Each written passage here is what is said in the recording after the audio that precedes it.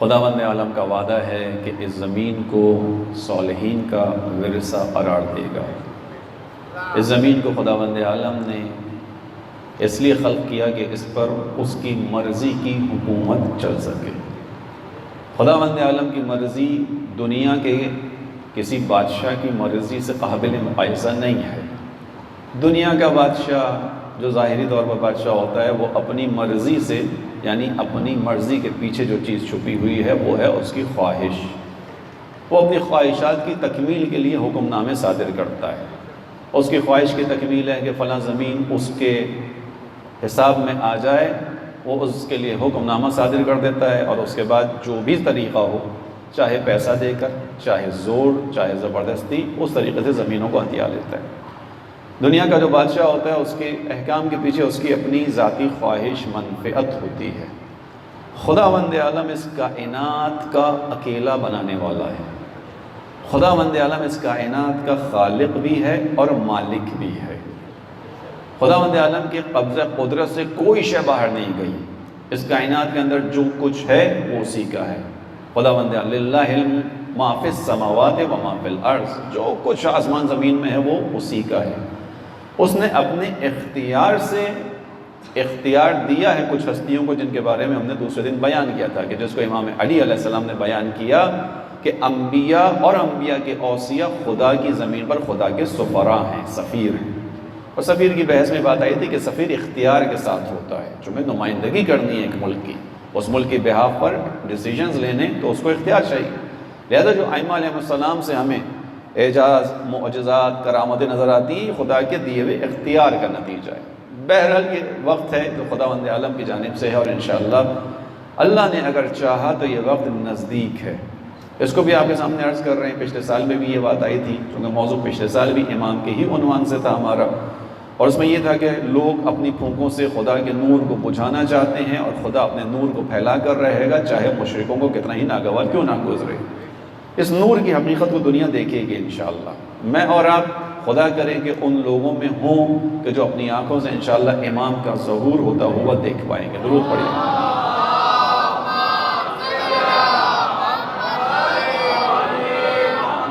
عزیزوں، میرا موضوع یہ نہیں تھا، السلام علیکم، میرا موضوع یہ نہیں تھا، یعنی میں ابھی رک گیا ہوں۔ یہ جو دعا کا میں نے ٹکڑا آپ کے سامنے پڑھا، اور آپ نے پورے دل سے میری دعا کا جملہ مکمل ہونے سے پہلے یہاں سے آمین کی صدا اٹھی تھی، یعنی آپ سب کے دل کی تمنا ہے۔ یہ دعا عام دعا کی طرح نہیں ہے، اس کو عام دعا کی طرح سمجھیے گا بھی نہیں، یعنی واقعتاً اگر یہ دعا قبول ہو جائے تو پھر دنیا میں کوئی سعادت ایسی نہیں جو آپ کو میسر نہ آئی، پھر آپ کے پاس کسی چیز کی کمی نہیں ہے، اگر آپ نے زمانے کے امام کا زمانہ، ظہور کا زمانہ درک کر لیا معرفت کے ساتھ۔ اسی کے لیے مجالس ہماری ہو رہی ہیں، یہی تیاری کی بات ہو رہی ہے انشاءاللہ۔ بس عزیزان محترم، ہم سب انتظار میں ہیں، ایک حالت انتظار ہے ہم سب کے اندر۔ یہ فرش عزا ہمیں اس انتظار کے نزدیک کرتا ہے، مگر عمل کے ساتھ، کیونکہ اس فرش عزا کے اوپر ہم بیٹھ کر زمانے کے امام کا ساتھ دینے والے افراد کا تذکرہ سنتے ہیں۔ جب ہم جون کی بات کرتے ہیں، ہم عابس کی بات کرتے ہیں، ہم حبیب ابن مظاہر کی بات کرتے ہیں، ہم مسلم ابن اوسجہ کی بات کرتے ہیں، ہم عون و محمد کی بات کرتے ہیں، ہم جوانان بنی ہاشم کی بات کرتے ہیں، جہاں ان پر روتے ہیں وہاں بہرحال ذہن میں ایک چیز آتی ہے کہ آج ہم ان ہستیوں کو یاد کیوں کر رہے ہیں، وجہ کیا ہے ان ہستیوں کے تذکرے کا، کیوں 1400 سال کے بعد بھی خداوند عالم نے اس تذکرے کو پرانا نہیں ہونے دیا۔ 14 دن کی بات پرانی ہو جاتی ہے۔ میں نے پچھلے سال آپ کی خدمت میں عرض کیا تھا، آج نوجوانوں کو دیکھ کر دوبارہ بیان کر رہا ہوں، حتیٰ ہم اور آپ اپنے عزیزوں کے غم میں آہستہ آہستہ تھوڑا سا آسانی کی طرف چلے جاتے ہیں۔ مثلا کسی، خدا نہ کرے لیکن بہرحال کسی کے گھر موت ہو، کہ جو حقیقت ہے، جو وارثین اور لواحقین کی کیفیت جنازے کے وقت ہوتی ہے بہت مختلف ہوتی ہے۔ ایسے ہی سب نے دیکھا ہوئی ہے، جنازے کے وقت کی کیفیت بالکل مختلف ہے۔ جنازے کے وقت کا دل ٹوٹا ہوا ہونا بہت مختلف ہے۔ جنازے کے وقت کے آنسو بہت جو ہے وہ سنگین ہوتے ہیں۔ دفنا دیا جاتا ہے، اس کے بعد ایک دن ایک رات گزرتی ہے، اگلے دن بھی لواحقین رو رہے ہوتے ہیں، اگلے دن بھی وارثین رو رہے ہوتے ہیں، مثلا باپ ہے، ماں ہے، اس کو رو رہے ہیں، اگلا دن بھی وہی ہے۔ لیکن جو کیفیت پچھلے دن میت کے وقت، جنازے کے وقت، دفنانے کے وقت تھی، اب اس رونے میں وہ کیفیت نہیں ہے۔ ایسا ہی محسوس مثال ہے، ایسا ہی محسوس ہے ہے رونا ہے، آنسو ہے، وہ کیفیت نہیں ہے۔ اس کے بعد تیسرا دن آیا، سویم کی مجلس رکھی، ماں کی مجلس ہے، باپ کی مجلس ہے، پھر بہرحال دل شکستہ ہے، ابھی وابستگی ہے ماں باپ سے، لیکن حقیقت یہ ہے کہ اس سویم کی مجلس میں رونے میں وہ کیفیت نہیں ہے جو جنازے کے وقت۔ ٹھیک، آگے بڑھ جائیے چہلم۔ چہلم کے اندر پھر ہے تمام یادیں، پورا 40 دن ماں باپ کی محبت میں گزارے ہیں، مگر جیسے جیسے دن گزرتے گئے ویسے ویسے انسان تھوڑا سا سکون کی طرف آتا چلا گیا۔ 40ویں کے اندر بھی رویا، اولاد روئی، مگر رونے کی کیفیت وہ نہیں تھی جو جنازے کے وقت تھی، ہے نا حقیقت۔ برسی پر آ جائیے، برسی کے وقت اور کیفیت تھوڑا سا چینج ہو جاتی ہے، تبدیل ہو جاتی ہے۔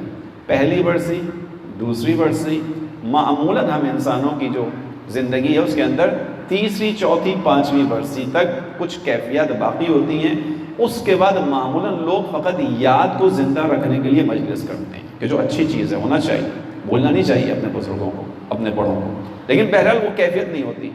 اب یہ میں اپنی طرف سے نہیں کہا، ایک عالم بزرگوار کے جملے ان کے سے بیان کر رہا ہوں، آیت اللہ انصاریان کے، کہتے ہیں لیکن اب اسی کیفیت کو محرم میں لے آؤ، اسی کو فرش اعضاء پر لے کر آؤ۔ جب فرش اعضاء پر بیٹھتے ہو، حالانکہ کسی کی عمر جس کی مثلا 40 سال ہے، وہ 30 سال سے امام حسین کو شعور کی حالت میں رو رہا ہے، جب پہلی محرم آتی ہے مصائب پڑے جاتے ہیں، اس کے ذہن کے کسی گوشے میں نہیں ہوتا کہ میں 30 سال سے رو رہا ہوں، اس سال کم رہوں گا، کسی کے ذہن کے گوشے میں نہیں ہوتا کہ میں نے اتنا عرصہ امام حسین پر آنسو بہائے اور اس سال کم بہاؤں گا، نہیں ہوتا۔ کیفیت وہی ہوتی ہے کہ گویا ابھی امام حسین کی شہادت ہوئی اور ابھی ہم اس پہ رو رہے ہیں، یہ زندہ ہے ذکر، اسی لیے یہ مردہ دلوں کو زندگی عطا کرتا ہے۔ امام حسین علیہ السلام اسی لیے اپنے کربلا امام حسین کے دربار سے حر بنانے کا معجزہ فقط 61 ہجری سے مخصوص نہیں ہے۔ اگر صحیح سے امام حسین کے دربار کے دروازوں کو کھولا جائے، ان کے ماننے والے کشادہ دلی کے ساتھ آنے والوں کا استقبال کریں، تو امام حسین آج بھی حر بنانے کے لیے بیٹھے ہوئے ہیں۔ کوتاہی ہماری ہے، کوتاہی ہماری ہے، ہم نے امام حسین کو محدود کرنے کی کوشش کی ہے، ہم نے امام حسین کے نام پہ مجالس کو ایسا بنا دیا کہ سامنے آنے والا اب سوچتا ہے یار اس مجلس میں جاؤں نہ جاؤں، اس میں اب بہت سی باتیں ایسی ہونے لگی کہ نہیں آتے لوگ۔ بہرحال عزیزان محترم، یہ امام حسین علیہ السلام کا فرش حیات عطا کرتا ہے، زندگی عطا کرتا ہے۔ اسی فرش کے ذریعے سے امام زمانہ کے سپاہی وجود میں آتے ہیں، یہی فرش ہے، یہی سے ذکر ملتا ہے۔ جب ان نوجوان حضرت علی اکبر کا تذکرہ سنے گا، اس کے دل میں بھی آرزو جاگے گی کہ جس طرح علی اکبر نے اپنے زمانے کے امام کی خاطر اپنی قربانی پیش کی، میں بھی کچھ کر سکوں اپنے مولا کے لیے۔ اسی طرح ہمارے بزرگوں کے لیے کہ حبیب کو یاد کر کے کہ حبیب بڑھاپے میں تھے، مسلم ابن اوسجہ ضعیف تھے، عابس ضعیف تھے، حتیٰ عابس اتنے ضعیف تھے کہ انہوں نے اپنی کمر کو پٹکے سے باندھ کر سیدھا کیا تھا، اتنے ضعیف تھے، مگر امام حسین کی نصرت کے لیے آئے تھے۔ کربلا کا یہ پیغام، امام حسین کا پیغام، مجلس کا پیغام جو بیٹھی ہوئی خواتین انہیں پیغام دیتا ہے کہ کربلا میں خواتین شہید نہیں ہوئیں، لیکن امام حسین علیہ السلام کی کربلا کا پیغام قریہ قریہ، کوچہ کوچہ پہنچانے والی خواتین تھیں۔ بر محمد و آل محمد صلوات۔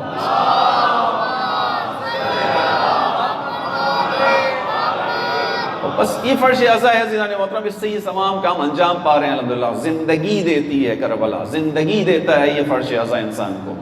ہم اور آپ جس ماحول میں، جس چیز میں زندگی گزار رہے ہیں، وہ امام کا انتظار ہے انشاءاللہ، وہ وقت آنا ہے، ہم نے اور آپ نے اس وقت تک خدا کرے پہنچے انشاءاللہ، اور معرفت کے ساتھ پہنچیں، معرفت کے ساتھ ساتھ اس طرح پہنچیں کہ زمانے کے امام کے لیے کچھ کر سکیں۔ عزیزان محترم، انتظار دو طرح کا ہے، ایک مثبت، ایک منفی۔ اس پہ بارہا بحث ہو چکی ہے، آپ تمام سامعین اس کو بارہا سن چکے ہیں، آپ تمام مومنین نے سنی ہے۔ مثبت منفی، مثبت منفی، انتظار کی دو ہی کیفیت تھی۔ کل بھی میں نے اس کی مثال دی تھی، آپ کے یہاں کوئی آ رہا ہو، آپ کسی کو گھر پہ بلائیں، نظر و نیاز کے لیے بلا لیں، مہمانی کے لیے بلا لیں۔ ایک طریقہ یہ کہ وہ گھر پہ جب آ کر بیٹھے تو آپ اسے بٹھا دیں کہ بھائی بیٹھ جاؤ ذرا، اب میں ذرا کام کروں گا، چولہے پہ چیز چڑھاؤں گا، کھانا پکاؤں گا، تو اسے بھی تعجب ہوگا کہ آمادگی تھی نہیں، ہمیں فون کر کے بلا لیا۔ اسی طرح دوسری اس کی پھر مثبت مثال کیا ہے کہ پہلے سے آمادگی ہوگی، جب آپ جائیں گے وہ آپ کو سیدھا دسترخوان پہ لے آ کر بٹھائے گا، کہے گا بسم اللہ، میں نے آپ کے آنے سے پہلے تمام چیزوں کو آمادہ کر کے رکھا ہوا تھا۔ یہاں پر آپ جا کر کہیں گے کہ ہاں یہ صحیح انتظار تھا۔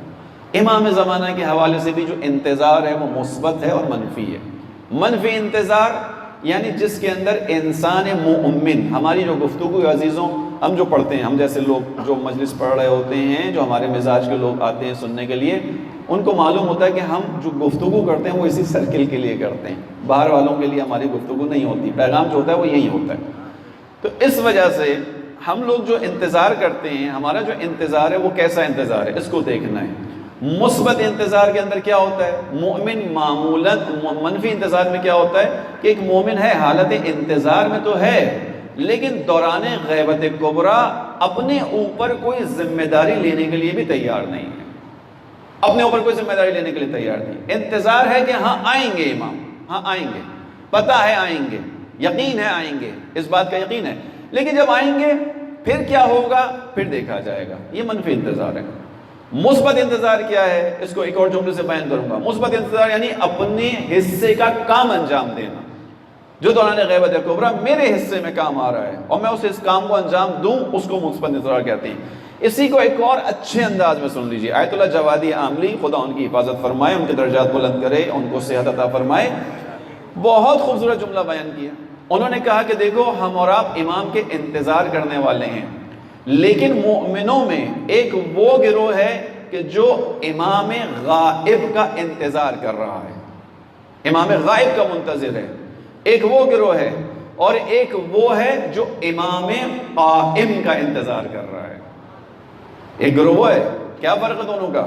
امام غائب کا انتظار کرنے والا یعنی اسے پتہ امام ہیں لیکن غائب ہیں، ابھی کیا ہونا ہے مجھے نہیں پتا، میری ذمہ داری کیا ہے مجھے نہیں پتا۔ دوسرا وہ ہے جو امام کو قائم سمجھتا ہے، یعنی امام قیام کرنے والے ہیں، امام اس وقت بھی حالت قیام میں ہے۔ ایک قیام ظاہری ہے کہ جب پردہ غیبت سے آئیں گے اور ظاہری طور پر دنیا کی طاقتوں کے خلاف قیام کریں گے، وہ ظاہری قیام ہے۔ اس وقت بھی امام آیا اس کائنات کے اندر اپنے اثرات کو رکھتے ہیں یا نہیں رکھتے؟ یہ پوری کائنات اگر امام نہ ہو ختم ہو جائے گی۔ امام آج بھی قائم ہے، لہذا آیت اللہ جوادی عاملی کہتے ہیں کہ امام قائم کا انتظار کرنے والا متحرک ہوتا ہے۔ امام قائم کا انتظار کرنے والا کبھی بھی غیر فعال نہیں ہو سکتا۔ امام قائم کا انتظار کرنے والا معلوم ہے کہ اس کا امام قیام کی حالت میں ہے، اسے قیام کرنا ہے، لہذا غیبت کبریٰ میں جو ذمہ داری وہ سمجھتا ہے اس کو انجام دیتا ہے۔ درود پڑھی محمد و آل محمد پر۔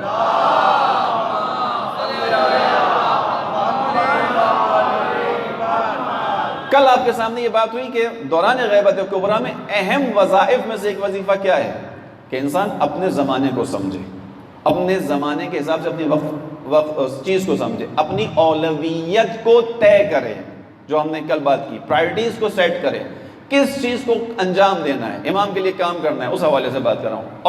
اولویت کو سمجھنا بہت اہم ہے، ہمارے ذمہ کیا کام ہے، ہم نے کیا کرنا ہے، کیسے کر سکتے ہیں۔ بس امام قائم کا منتظر غیر فعال نہیں ہو سکتا، امام قائم کا منتظر خود قیام کی حالت میں رہتا ہے۔ میں کیا کر سکتا ہوں، اس وقت میں کیا کروں، کس طرح زمانے کے لوگوں کو امام کی طرف متوجہ کروں، کچھ نہ کچھ کام لینا ہے ہم سب نے اپنے ذمہ۔ عزیزان محترم، میں نے پچھلے سال پڑھ دیا تھا یہاں، لیکن بعض دفعہ لگتا ہے کہ تکرار شاید مفید ہو جائے، اس جملے کو دہراتا ہوا آگے بڑھ جاؤں کہ کچھ نہ کچھ کاموں میں سے یہ ضرور لیں کہ ایک کتاب لے لیجیے جس میں امام کے بارے میں روایات ہوں۔ منتخب الاثر نامی کتاب آیت اللہ صافی گلپائگانی کی ہے، اردو میں ترجمہ ہو چکی ہے۔ اس کے اندر انہوں نے ان احادیث کو نکالا ہے جو اہل سنت کی کتابوں میں موجود ہیں امام اثر کے حوالے سے۔ یہاں سے شروع کر دیجئے کام، اپنے سرکل میں، دوستوں میں، اسکول کالج کے اسٹوڈنٹس میں، جو جس لیول پہ کام کر رہا ہے، جو جس لیول پر ہے، اس کتاب کی ایک روایت کو ایک دن میں پڑھ جائیے، ہفتے میں ایک پریکٹس بنا لیجئے۔ دوست بیٹھتے ہوں گے آپس میں، لنچ پہ بیٹھتے ہوں گے، کیفیٹیریا میں بیٹھتے ہوں گے، ڈیسک پہ بیٹھ کے باتیں کرتے ہوں گے، جہاں بیٹھیں دوستوں کے ذہن میں ایک چیز ڈالیں کہ دیکھو زمانہ بہت اچھا آنے والا ہے۔ آپ سے پلٹ کر آدمی کہے گا کون سا اچھا زمانہ آ رہا ہے؟ یہاں تو ڈالر روزانہ جو ہے وہ پرواز کرتا جا رہا ہے۔ ڈالر کی پرواز کو کم کرنے کے لیے ڈرون کو پرواز کروایا گیا، کیا نا یہ کام دوبارہ سے ہماری حکومت نے۔ تو صحیح تو کہتا ہے کہنے والا کہ ان کے آنے کے بعد فساد آتا ہے، ڈرون نے پرواز کی، ڈالر کی پرواز نیچے آئی. کسی نے اس پر ایک ٹیگ کیا کہ اگر یہی رہا تو 5-6 ڈرونز کو پرواز کروا دیں تاکہ ڈالر 176 پہ واپس آ جائے تمہارا. وہ حقیقت ہے، کیا کریں، مصیبت ہے ہمارے اس ملک کی. یہاں پر ہے ایسا نظام، خدا ہمیں اس نظام سے بھی نجات عطا فرمائے. درود پڑھیے محمد علیہ.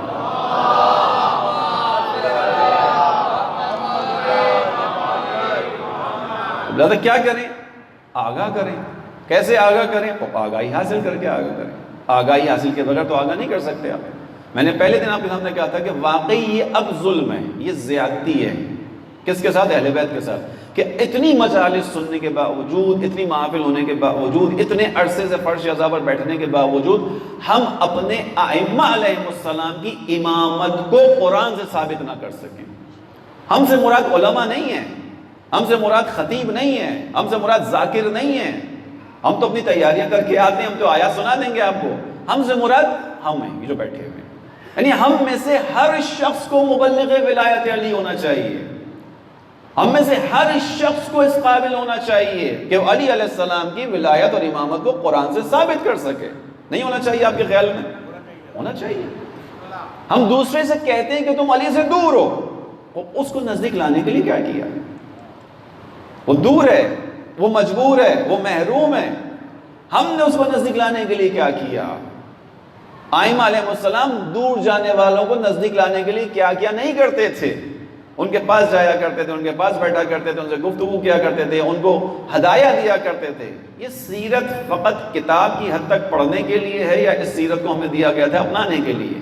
فیصلہ آپ کر لیجئے.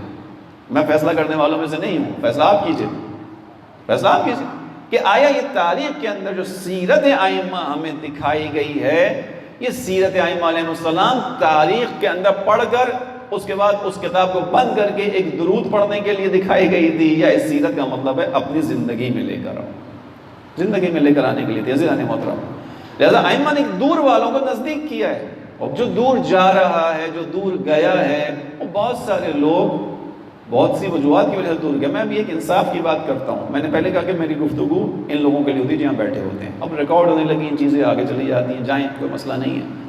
یہاں بیٹھنے والے اپنے عزیز مومنوں، مخصوصاً جوانوں سے گفتگو کر رہا ہوں کہ بھائی آپ شیعہ کیوں ہو؟ پڑھ کے ہوئے ہو یا شیعہ گھرانے میں پیدا ہونے کی وجہ سے شیعہ ہو گئے؟ انصاف کا جواب دینا. شیعہ گھرانے میں پیدا ہوئے تو شیعہ ہو گئے، ٹھیک ہے. اگر خدا نہ کرے ہم شیعہ گھرانے میں پیدا نہ ہوتے، جو ہمارا مزاج ہے اس مزاج کو سامنے رکھ کے بات کیجئے گا، کیا ہم نے شیعت کو پڑھا ہوتا؟ جو مزاج ہے نہیں پڑھا ہوتا نا، نہیں پڑھا ہوتا. پھر نہیں پڑھا ہوتا تو ہم کہاں ہوتے؟ ہم بھی دوسرے سرکل میں ہوتے. تو دوسرے سرکل میں ہونے کی ایک وجہ یہ ہے کہ وہ اس سرکل میں پیدا ہو گیا، ہم اس میں پیدا ہو گئے. امتیاز ہے، افتخار ہے، خدا کی طرف سے ایک نعمت ہے، خدا کی طرف سے انتخاب ہے، اس سے انکار نہیں ہے. ہم شیعہ ہیں، الحمدللہ کہ ہم شیعہ ہیں. ہمارے پاس اس سے بڑی نعمت کوئی نہیں ہے کہ ہمیں خدا بند عالم نے بعد رسول علی مرتضیٰ کے دامن سے وابستہ کیا ہے.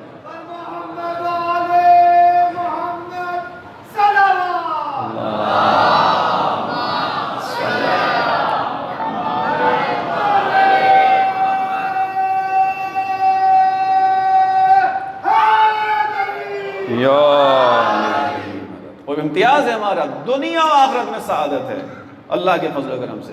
اور اسی ولایت کی خاطر جانے دے دیتے ہیں، اس رستے سے پیچھے نہیں ہٹتے. امتیاز ہے ہمارا الحمدللہ. لیکن انصاف کی بات بھی کیجئے ساتھ ساتھ کہ اگر خدا نخواستہ ہم ادھر نہ ہوتے تو جو مزاج ہم لوگوں کا ہے معمولاً قومی مزاج، اس کی طرف اشارہ کر رہا ہوں. کون پڑھ رہا ہے؟ نہ سنی نے اپنے سنی اہل سنت کے مذہب کو پڑھا، نہ شیعہ نے اپنی شیعت کو پڑھا. ٹھیک. اب اس کا مطلب کیا ہوا؟ اس کا مطلب یہ ہوا کہ بہت ساروں تک حقیقت پہنچی نہیں ہے. کس کا کام ہے حقیقت پہنچانا؟ کس کا کام ہے؟ آپ نے دیکھا ہوگا، سنا ہوگا کہ میدان جنگ میں پہلے زمانے میں کیا ہوتا تھا؟ لوگوں کو میدان جنگ میں لڑتے لڑتے پیاس کی طلب ہوتی تھی، پیاس کی طلب ہوتی تھی، پانی کی ضرورت ہوتی تھی. پانی ہر کسی کے پاس نہیں ہوتا تھا. کس کے پاس ہوتا تھا؟ اس کو اس زمانے میں سقا کہتے تھے، ماشکی، مشک اٹھانے والا، سقا. تو چونکہ پانی اس کے پاس ہے اور اسے معلوم ہے کہ لوگوں کی طلب پانی ہے، لوگوں کے اندر پیاس ہے، لوگوں کی پیاس بجھانی ہے. سقا اپنی جگہ پر نہیں بیٹھتا تھا، یہ اپنی مشک اٹھا کر لوگوں میں گھومتا تھا تاکہ پیاسوں کو سیراب کر سکے. تڑپ حقیقت کی ہے لوگوں میں. کس کا کام ہے؟ جس کے پاس یہ معنویت کی مشق موجود ہے، جس کے پاس امام زمانہ کا مکتب موجود ہے. اس کی ذمہ داری ہے کہ اپنے کندھوں پر یہ مشق اٹھائے، جہاں جہاں پیاسا نظر آئے اس کو امام زمانہ کی معرفت سے سیراب کرتا چلا جائے. اس کا کام ہے، میرا اور آپ کا کام. اس کام کو کریں کیسے؟ سیدھی سی بات ہے، کرنے کے لیے پڑھنا پڑے گا، سمجھنا پڑے گا. نوجوانوں سے میں نے عرض کیا تھا اس دن کہ آپ کے لیے تو کام بہت آسان ہو گیا الحمدللہ. آپ کے ہاتھوں میں جو سیٹ ہے، موبائلز ہیں، اس کے اندر ہر چیز موجود ہے، ٹیمپلیٹس موجود ہوتے ہیں. ایک حدیث روزانہ کی، ایک قرآن کی آیت کو. یہ واقعی ظلم ہے. اس وقت آپ خود محسوس کیجئے گا کہ میں اتنے عرصے سے مجالس میں آ رہا ہوں، لیکن قرآن کریم سے اگر میں امام علی کی امامت کو ثابت نہ کر سکا تو پھر میں نے کیا سیکھا ہے مجالس سے؟ اگر میں قرآن کریم سے امام زمانہ کو ثابت نہ کر سکوں، ان کی طولانی عمر کو ثابت نہ کر سکوں، تو میں نے اب تک کیا سیکھا عزیزوں؟ سامنے والا، میں نے پہلے بھی کہا، آپ سے ایک اعتراض کرے کہ بھائی تمہاری کتابوں میں جو لکھا ہے وہ میرے لیے تو قابل قبول نہیں ہے، چونکہ میں مانتا ہی نہیں ہوں. مجھ سے بات کرنی ہے، مجھے اگر قائل کرنا ہے تو کیا کرو؟ قرآن کو مانوں گا، قرآن سے ثابت کرو. اور قرآن کے اندر امام زمانہ کے بارے میں آیات ہیں، کہاں ہیں؟ میں نے ڈھونڈی ہیں. اگر نہیں ڈھونڈی تو آج ہمت کریں، بس ڈھونڈنا ہے. امام کے بارے میں قرآن کریم نے جتنی آیات بتائی ہیں، میں ڈھونڈوں، اس کو نکالوں، مجھے ڈھونڈنے کی بھی ضرورت نہیں. آپ کو زحمت میں نہیں ڈال رہا. یہی کتاب منتخب الاثر اٹھا لیجیے گا، اس کے اندر روایات بھی ہیں اور آیات بھی ہیں. ظاہر ہے کام ہو چکا ہے اس کے اوپر. بس عزیز نوٹ، مخصوصاً جوانوں سے کہہ رہا ہوں، کام کرنے کی ضرورت ہے. وہ انتظار، اگر امام قائم کا انتظار ہے تو پھر کیسا ہونا چاہیے؟ قیام کی حالت میں ہونا چاہیے. جو ہم سے بند پڑتا ہے وہ ہم کریں، چونکہ امام قائم ہے، ہمارا امام موجود ہے، ہمارا امام منتظر ہے، ہمارا منتظر ہے. بس عزیزوں، یہ انتظار کی کیفیت تھی. امام عصر کے ظہور کی رکاوٹوں میں سے ایک رکاوٹ کیا ہے؟ اس کو سوچئے. امام عصر کے ظہور کی رکاوٹوں میں سے ایک بنیادی رکاوٹ خود ہم ہے. ہماری توجہ امام کی طرف نہ ہونا، خود یہ ایک رکاوٹ ہے. اس کے بارے میں، اس سے پہلے کہ میں آگے اپنی بات کو بڑھاؤں، امام سے اپنے تعلق کو مضبوط بنانا ہے. امام سے اپنا تعلق ہم مضبوط کیسے بنا سکتے ہیں؟ کیسے بنائیں؟ پہلے یہ سوچ لیجیے، بنانا ہے کہ نہیں بنانا. امام کے ساتھ اپنے قلبی تعلق کو مضبوط بنانا ہے کہ نہیں بنانا، فیصلہ پھر آپ کے اوپر چھوڑا ہوں، آپ خود فیصلہ کیجئے گا. اگر بنانا ہے، اس کے کچھ راستے دیے گئے. سید ابن طاؤس نے اپنے بیٹے کو کہا کہ دیکھو، اپنے زمانے کے امام کے لیے 3 کام ضرور کرو. 3 کام ضرور کرو. سید ابن طاؤس نے اپنے بیٹے سے کہا، پہلا کیا کام کرو؟ امام زمانہ کے لیے صدقہ نکالا کرو. امام زمانہ کے لیے صدقہ. آپ کے ذہن میں ممکن ہے سوال پیدا ہو کہ ہم خود امام زمانہ کا صدقہ کھا رہے ہیں، اس کائنات میں جو کچھ ہے وہ امام زمانہ کا صدقہ ہے، لیکن میں امام زمانے کے لیے صدقہ نکالوں، اس کا مطلب کیا ہے؟ میرے 5 روپے سے، میرے 10 روپے سے کیا ہوگا؟ میرے 5 اور 10 روپے سے یہ ہوگا کہ میری نیت اور میرا اخلاص اور میری وابستگی میرے امام کے سامنے آ جائے گی. جیسے آپ اپنے عزیز کے لیے صدقہ نکالتے ہیں، کیوں؟ اس کی زندگی آپ کو عزیز ہوتی ہے. آپ اپنے 5 روپے سے اپنے زمانے کے مولا کو پیغام دیں گے، ان کی نگاہوں کے سامنے ہوگا وہ 5 روپے کا صدقہ جو آپ کسی باکس میں ڈال رہے ہوں گے، کسی فقیر کو دے رہے ہوں گے امام زمانہ کے نام پر. کیوں ہوگا؟ کیونکہ وہ عین اللہ ناظرہ ہے، وہ خدا کی دیکھتی ہوئی آنکھ ہے، ہر چیز کو دیکھ رہا ہے امام. لہذا وہ دیکھے گا کہ آپ نے ان کی خاطر صدقہ نکالا، یعنی امام سے اپنی وابستگی کا اظہار کیا کہ مولا میں آپ کی نسبت غافل نہیں ہوں. سید ابن طاؤس نے کہا کہ صدقہ نکالو، لیکن بیٹا یاد رکھنا، تاکید کے ساتھ، یہ آپ بھی یاد رکھیے گا. سید ابن طاؤس کہہ رہے ہیں کہ اس سے پہلے کہ اپنے کسی عزیز، اپنے بچے کا صدقہ نکالو، اس سے پہلے جو سب سے پہلے صدقہ نکالو امام زمانہ کا نکالو. تمہارا ہاتھ جب جیب میں جا کر باہر آئے تو پہلی نیت امام زمانہ کی کرو، بعد میں اپنے بچے کا صدقہ نکالو. یہ امامت کا حق ہے. مقدم رکھو امام کو اپنے اوپر، مقدم رکھو، اس کا تقدم ہے ہر چیز کے اوپر. دوسری چیز سید ابن طاؤس نے بیان کی کہ ان کے لیے دعا کرو، لیکن دعا میں بھی اصول یہی ہے کہ دعا میں سب سے پہلے جس چیز کی دعا کرو امام زمانہ کی دعا کرو. ہمارے یہاں معمولاً یہ رسم بھی ہو چکی ہے، ہم بھی اس کا شکار ہو گئے. پہلے جب میں نے مجالس شروع کی تھی اس وقت میری عادت تھی، میں ہمیشہ پہلی دعا امام زمانہ کی کرتا تھا. لوگ سمجھتے تھے مولانا نے دعا ختم کر دی پہلے جملے میں. تو اس کے بعد کہتا تھا خدایا بیماروں کو بھی شفا دے دینا، خدایا بے روزگاروں کو روزگار بھی دے دینا. لیکن آہستہ آہستہ ہم بھی اسی اس پہ پریکٹس پر آگے، جو غلط ہے. ہماری پہلی دعا ہونی چاہیے امام عصر کے لیے.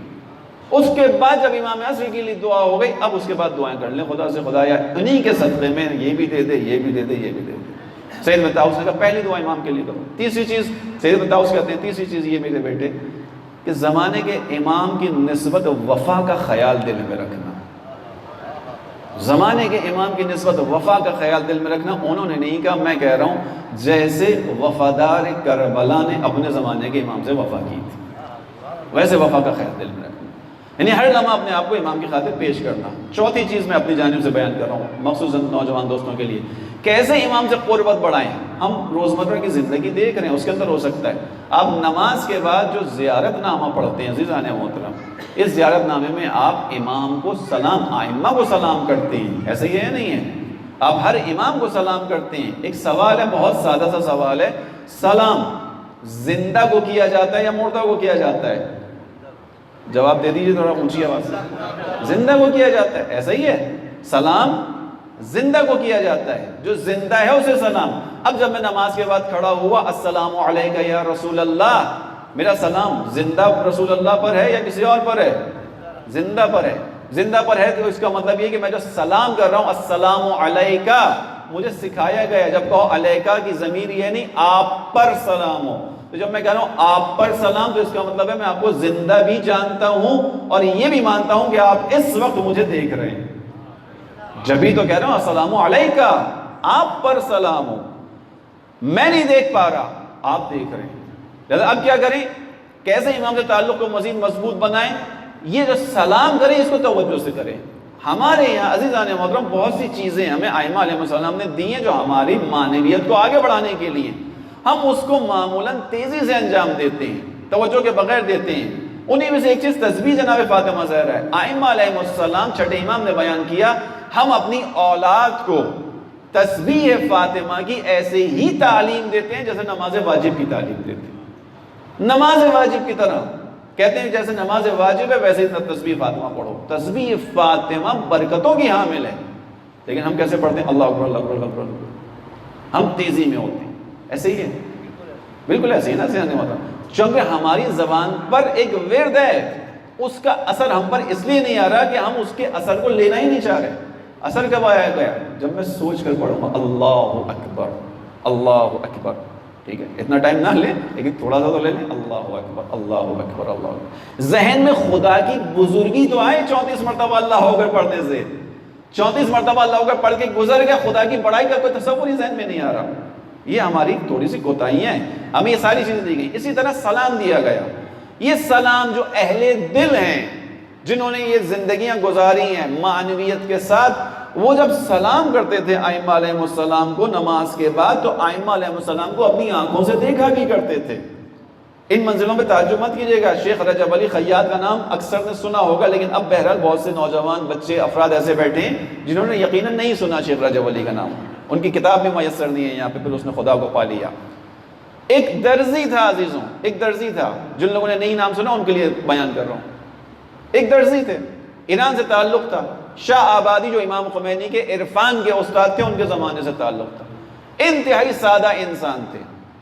ایک موقع گناہ کا ملا، گناہ کی اس موقع سے فرار اختیار کیا، خداوند عالم نے ان کی باطنی آنکھوں کو کھول دیا، برزخ کی آنکھوں کو کھولا۔ برزخ کی آنکھ کیا ہے؟ جہاں انسان حقائق کو دیکھ لیتا ہے، انسان کے چہرے ہوتے ہیں، انسان اپنے چہروں سے پہچان لیا جاتا ہے، یہ ظاہری چہرہ نہیں ہوتا، باطنی چہرہ ہوتا ہے انسان کا۔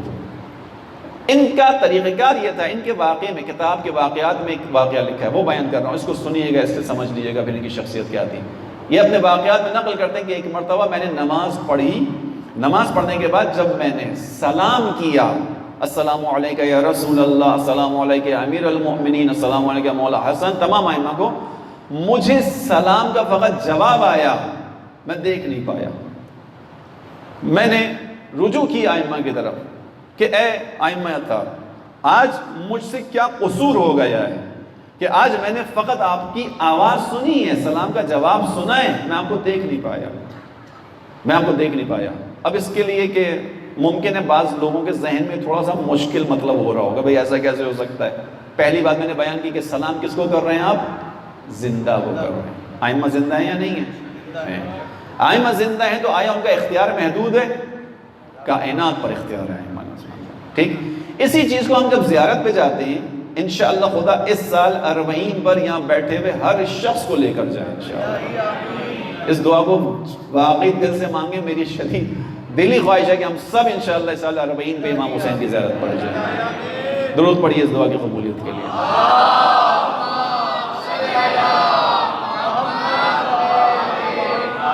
جب ہم زیارت پڑھتے ہیں، وہاں پہ جاتے ہیں، امام کے دربار میں کھڑے ہوتے ہیں، ہر امام کے یہاں تو ایک اذن دخول پڑھتے ہیں، اس نے دخول کا جملہ یہی ہے، اے میرے مولا میں یہاں کھڑا ہوا ہوں اور آپ کو سلام کر رہا ہوں، میں یہاں کھڑا ہوں آپ کو سلام کر رہا ہوں، اشہد انک تشہد مقامی و تسمع کلامی، اور اس بات پر میں گواہی دے رہا ہوں، میرا دل گواہی دے رہا ہے، میرا ایمان گواہی دے رہا ہے، کیا گواہی دے رہا ہے کہ آپ میرے کھڑے ہونے کو دیکھ بھی رہے ہیں اور میرے سلام کا جواب بھی دے رہے ہیں، سلام کا جواب بھی دے رہے ہیں۔ گناہ میرے کانوں پر آ گیا ہے، اس کی وجہ سے میں آپ کا سلام کا جواب نہیں سن پا رہا، بس یہ راستہ کھولا ہے۔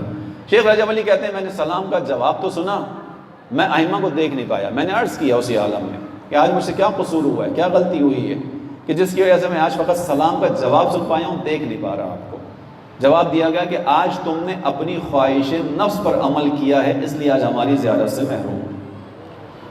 کس خواہش نفس پر عزیز، وہ بھی سن لیجئے، اس راستے کے اندر چلنا کس خواہش نفس پر؟ انہوں نے پوچھا کہ کیا ہوا، میری رہنمائی کیجئے تاکہ میں اپنی اصلاح کروں۔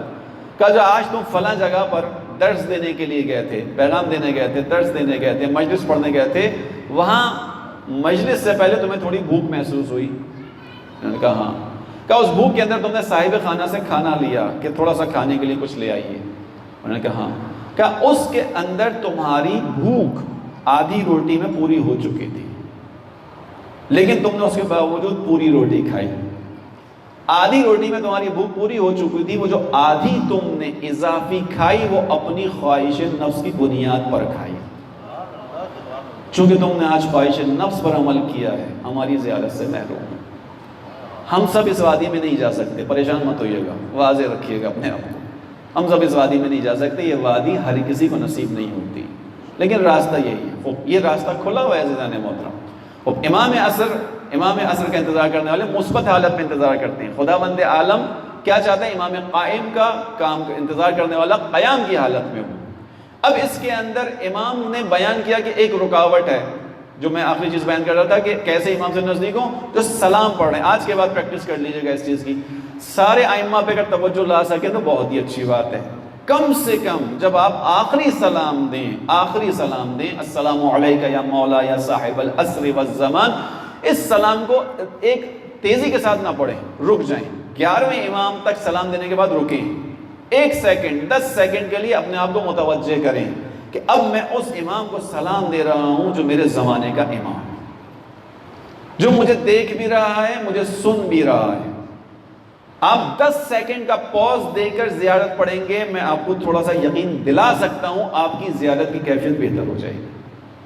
تھوڑا پوز دیں، روکیں اپنے آپ کو، السلام علیکہ یا صاحب العصر والزمان، اس سے پہلے رک کر اپنے آپ کو کہیں کہ دیکھو کس کو سلام کر رہے ہو، زمانے کا امام ہے، حاضر ہے، ناظر ہے، خدا کی آنکھ ہے، دیکھ رہا ہے، متوجہ، لہذا اس کی شان کے مطابق یہ کہ اس کو دل سے سلام کرو، اس کی شان یہ ہے کہ اس کو دل سے سلام کرو، یہ تمہارے دل کو دیکھ رہا ہے۔ عزیزان محترم، یہ ہوگا، کئی لوگوں نے اس پر عمل کیا ہے، اسی ایک نماز کے بعد کی زیارت کے ذریعے سے ان کے اندر امام زمانہ کے حضور میں ہونے کا احساس زندہ ہوا ہے، اسی ایک سلام کی زیارت سے جو ہمیں دی گئی ہے۔ ہم روزانہ پڑھتے ہیں نماز کے بعد، تیزی سے نہ گزار دیں، ہر چیز کو تیزی سے نہ کریں، بس یہ انشاءاللہ ایک آپ کے لیے کام آئے گا، کارآمد نسخہ انشاءاللہ نوجوانوں کے لیے مخصوصاً، کہ کر کے دیکھ لیجئے گا عمل، کل صبح کی نماز میں کر لیجئے گا، اور کل رات مجلس سے پہلے مجھے بتا دیجئے گا، میں پورے یقین سے کہہ رہا ہوں، عمل کر کے دیکھیں گے آپ خود کہیں گے فرق پڑا ہے، ایسا نہیں ہے کہ فرق نہیں پڑا۔ خوشنودی امام زمانہ،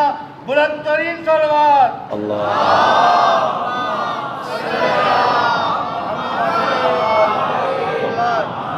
بس امام سے تعلق بنانا دوران غیبت کبریٰ میں ہم سب کی ذمہ داری ہے۔ یہ نہ سمجھیں کہ امام غیبت میں ہے، امام نظر نہیں آ رہے تو امام کا ہم سے کوئی تعلق نہیں ہے، یہ لا تعلقی ہماری طرف سے، عزیزان محترم، امام کی طرف سے نہیں ہے۔ دوسری ایک چیز کی تھوڑی سی اصلاح، چونکہ بچے بیٹھے ہیں ان کے لیے کروں گا، اس کو ذہن میں رکھیے گا کہ جب امام زمانہ کے لیے ہم سلام پڑھتے ہیں، جو آخری سلام ہے، السلام علیکہ یا صاحب العصر والزمان، السلام علیکہ یا شریک القرآن، السلام علیکہ امام الانس والجان، ہمیں ادب سکھایا گیا ہے کہ امام چونکہ زمانے کے امام ہیں، لہٰذا ان کے اصل میں ہمارے سروں پر کس کا ہاتھ ہے؟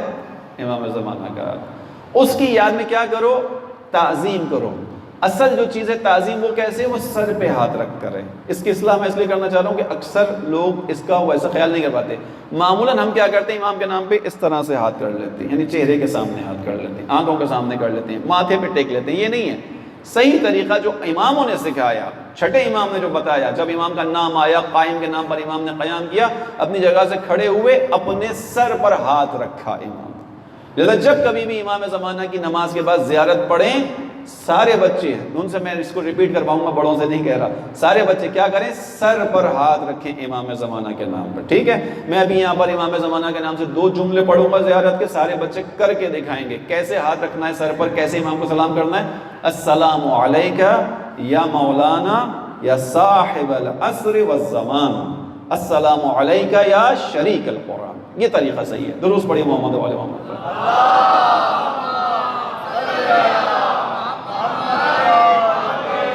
بس عزیزان محترم، امام زمانہ کی غیبت کبریٰ کے اندر اپنی اپنی ذمہ داریوں کو طے کرنا ہے، اولویت بندی کرنی ہے۔ کیا کرنا ہے؟ امام کی طرف لانا ہے، دوسروں کو بلانا ہے، خود چلنا ہے۔ جب خود چلیں گے تو دوسرا خود بخود متوجہ ہوگا۔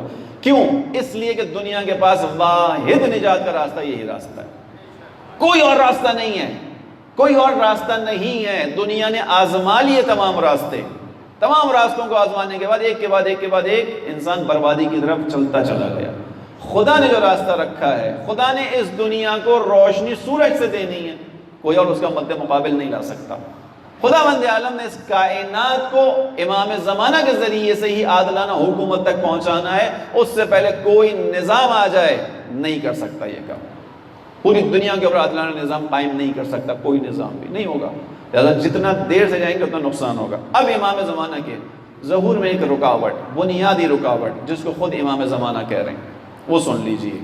امام زمانہ کا شیخ مفید کو خط۔ شیخ مفید بہت ہی بڑا سرمایہ ہے ملت تشیع کا، قیمتی سرمایہ ہے۔ ان سے امام زمانہ نے خط و کتابت کی ہے۔ کتنا بڑا سعادت کا مرحلہ ہے شیخ مفید کے لیے، اس زمانے کا امام اس کو خط لکھ کر اپنا بھائی قرار دے۔ امام نے شیخ مفید کو خط میں اپنا بھائی کہا ہے، توجہ کیا آپ نے؟ امام زمانہ نے خط لکھ کر شیخ مفید کو بھائی کہہ کر کہا فقیہ، فقیہ یعنی جو دین میں غور کرنے والا ہے۔ یہ فقیہ کی سند شیخ مفید کو امام زمانہ نے دی ہے۔ لہذا اس کے بعد امام زمانہ نے اس میں ایک چیز کو بیان کیا، وہ آپ کے سامنے بیان کر رہا ہوں کہ امام زمانہ کے ظہور میں ایک رکاوٹ خود امام بیان کر رہے ہیں۔ امام فرماتے ہیں وَلَوْ أَنَّ أَشْيَاعَنَا وَفَّقَهُمُ اللَّهُ لِطَاعَتِهِ، اگر ہمارے شیعہ کہ خدا انہیں اپنی اطاعت کی توفیق عطا فرمائے۔ امام زمانہ کی محبت کا اندازہ کیجئے، تذکرہ کر رہے ہیں شیعوں کے ایک نقص کا، ایک کمی کا، ایک کوتاہی کا، لیکن ابتدا شیعوں کو دعا دے کر کر رہے ہیں۔ یہ امام ہوتا ہے۔ وَلَوْ أَنَّ أَشْيَاعَنَا، اگر ہمارے شیعہ وَفَّقَهُمُ اللَّهُ لِطَاعَتِهِ کہ خدا انہیں اپنی اطاعت کی توفیق عطا فرمائے، عَلَى اجتماع من القلوب فی الوفاء بالعہد علیہم لما تأخر عنہم اليمن بلقائنا، اگر ہمارے شیعہ جو ہم سے انہوں نے عہد و پیمان کیا ہے، اس عہد و پیمان پر ہم دل ہوتے، ایک ساتھ ہوتے، اکٹھے ہوتے تو ہم سے ملاقات دور نہ جاتی۔ یہ امام نے بیان کیا، ہم سے ملاقات دور نہ جاتی۔ اگر یہ ہم دل ہوتے، اکٹھے ہوتے، ایک پلیٹ فارم پر ہوتے اور ہم ان سے جلدی ملاقات کر لیتے، لیکن ان سے دوری کی ایک وجہ خود ان کے اپنے اندر ہے۔ جو چیز ہمیں ان سے دور رکھے ہوئے امام کے الفاظ ہیں، میں اس لیے بیان کر رہا ہوں، سنیے، امام کا دل دکھا ہوا بھی ہے۔ امام نے فرمایا کہ ہمیں ان سے دور رکھنے کی ایک وجہ فما یحبسنا عنہم، جس نے ہمیں ان سے دور کر دیا ہے، وہ کیا ہے؟ وہ چیز کہ جو ان سے ہماری طرف آتی ہے، یعنی ہم ان سے دیکھ رہے ہیں اور ہم اسے پسند نہیں کرتے، وہ کیا چیز ہے؟ وہ گناہ ہے۔ امام کہتے ہیں ان کا اپنا گناہ سبب بن رہا ہے کہ ہم سے دور ہوتے چلے جا رہے ہیں۔ اور ایک رکاوٹ امام زمانہ کے ظہور میں کیا ہے؟ مومنین، دنیا کے مومنین کا آپس میں ہم دل نہ ہونا ہے، ایک پلیٹ فارم پہ نہ ہونا ہے عزیزان محترم. یہ پراکندگی، متفرق ہونا، شیعت کا ایک امامت کے نظام کو ماننے کے باوجود ایک پلیٹ فارم پہ نہ ہونا زمانے کے امام کے دل کا درد ہے. اور امام نے اسی کو اپنے ظہور کے تاخیر میں جانے کا سبب بیان کیا ہے. تاخیر میں جانے کا سبب بیان کر رہے ہیں امام. شیخ مفید کو خط لکھ کر، شیخ مفید اگر یہ سب ایک تو ہوتے، ہم دل ہوتے، ہم دل کا کیا مطلب ہے عزیزوں؟ یعنی ایک جگہ ہوتے، ایک طرح سے سوچتے، ایک طرح کی فکر ہوتی، ان سب کا مشترکہ درد ایک ہوتا. اب اپنے سادہ سے الفاظ میں کچھ اس بات کو پھیلا دوں، یعنی شاید ابھی تک پوری دنیا کے شیعوں کا درد ایک نہیں ہوا.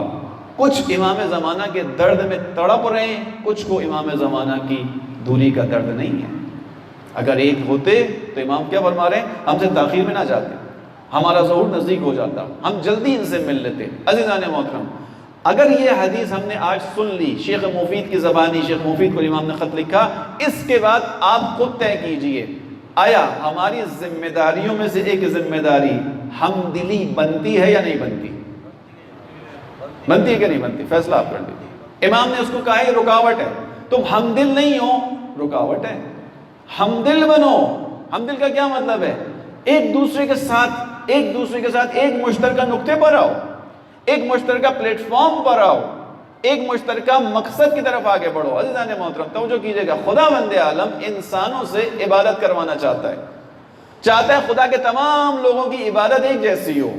اگر خداوند عالم تمام لوگوں سے ایک جیسی عبادت کروانا چاہتا ہے اور خدا کے سب عبادت کرو، کوئی دستور نہ دے، مرکز نہ بنائے، محور نہ بنائے، تو آپ انصاف سے فیصلہ کیجئے گا کیا تمام لوگوں کی عبادت ایک جیسی ہوگی؟ نہیں ہوگی. کسی کا رخ مشرق کی طرف ہوگا، کسی کا مغرب کی طرف ہوگا، کوئی شمال کی طرف، کوئی جنوب کی طرف. خداوند عالم ہمدل کر رہا ہے، ایک جیسی عبادت کروانا چاہتا ہے. اس کے لیے اس نے کیا کیا؟ کعبے کو مرکز بنا دیا. دنیا کے جس حصے میں بھی ہو، مشرق، مغرب، شمال، جنوب، افریقہ، امریکہ، ایشیا، جہاں کہیں بھی ہو، کیا کرو؟ خدا کی عبادت کو ہمدلی کے ساتھ انجام دو. ایک رنگ بناؤ اس عبادت کا. کیا کریں؟ جہاں کہیں ہو اپنا رخ کعبے کی طرف کر لو، جہاں کہیں ہو کعبے کی طرف رخ کر لو. توجہ کی آپ نے؟ اسی طرح جب خداوند عالم ایک محور دے رہا ہے، اب آئیے اس حدیث کو تیزی کے ساتھ آگے بڑھوں، آپ کی زحمت تمام کروں. دوران غیبت کبریٰ میں ہمدلی کا کوئی راستہ وجود میں آئے گا یا نہیں آئے گا؟ ہمیں سمجھ میں آ گیا، ہم خدا سے کہتے ہیں بار الہ میں سمجھ میں آ گیا. امام زمانہ کا درد ہے، امام زمانہ کہہ رہے ہیں ہم دل نہیں ہیں، ایک جیسے نہیں ہیں، ایک چیز کو فیل نہیں کر رہے، ایک جیسے جذبات نہیں ہیں، ان کا دل ایک جیسا نہیں ہے. سمجھ آ گیا، مولا ہم کرنا چاہتے ہیں، کیا کریں؟ راستہ کیا ہے؟ کیسے پتہ چلے گا؟ ہم دلی کی ایک پریکٹس یہ فرش اعضاء ہے. ایک پریکٹس فرش اعضاء ہے. تمام لوگ اپنے اپنے گھروں سے نکل کر آتے ہیں، اپنے اپنے کاموں کو چھوڑ کر آتے ہیں. اس فرش پہ مجھے نہیں معلوم اس وقت کون ڈاکٹر بیٹھا ہے، کون انجینئر بیٹھا ہے، کون عالم بیٹھا ہے، کون طالب علم بیٹھا ہے، کون بینکر بیٹھا ہے، کسی کو بھی نہیں پتا. یہاں بیٹھنے والوں کا سب کا ایک عنوان ہے. وہ کیا ہے؟ عزادار حسین. ایک عنوان ہم دلی ہے. ٹھیک ہے، اسی کو دوران غیبت کبریٰ میں خدا نے پریکٹس کروانے کے لیے کوئی مرکز بنایا ہوگا. پھر اس کا مطلب ہے یہ ہمدلی ایجاد ہوگی. اس کا پتہ کیسے چلے گا کہ ہم دل ہیں، ہم یکسو ہیں، ہماری توجہ ایک طرف ہے؟ توجہ کیجئے گا، ایک اہم نقطے کی طرف جا رہا ہوں. کیسے پتہ چلے گا؟ ہر کوئی اپنی اپنی زندگی میں مگن رہے گا اور سوچتا رہے گا میں امام کا منتظر ہوں. پتہ کیسے چلے گا عزیزوں؟ خدا کو پتہ کرنا ہے، یہ معاشرے کو پتہ ہونا چاہیے. یہ ہمدلی کیسے وجود میں آئے گی؟ لا محالہ آپ کی عقل آپ سے کہے گی کہ کوئی ایک نظام مرکزیت ہونا چاہیے غیبت کبریٰ میں، تاکہ انسان دوران غیبت کبریٰ کا منتظر اس مرکز کی جانب متوجہ ہو. جب اس مرکز کے اوپر آئے گا تو پتہ چلے گا تمام شیعہ ہم دل ہیں. پھر زمانے کے امام کا ظہور نزدیک ہو جائے گا. اس کے لیے کون سا نظام دیا ہے یا نہیں دیا؟ دیا ہے. نظام مرجعیت اسی مرکزیت کا نام ہے. بر محمد آل محمد بلند ترین صلوات.